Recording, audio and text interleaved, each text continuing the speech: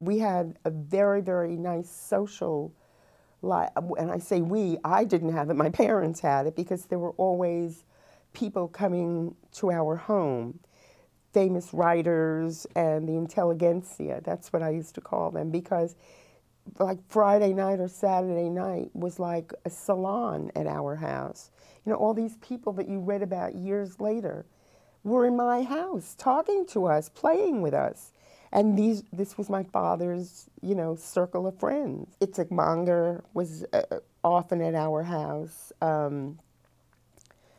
Chaim Grade was at our home. Glotstein was at our home.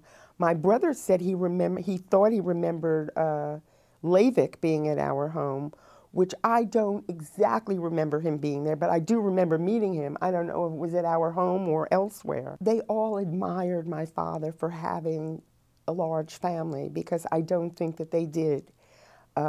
If they had any children, it was probably not more than one.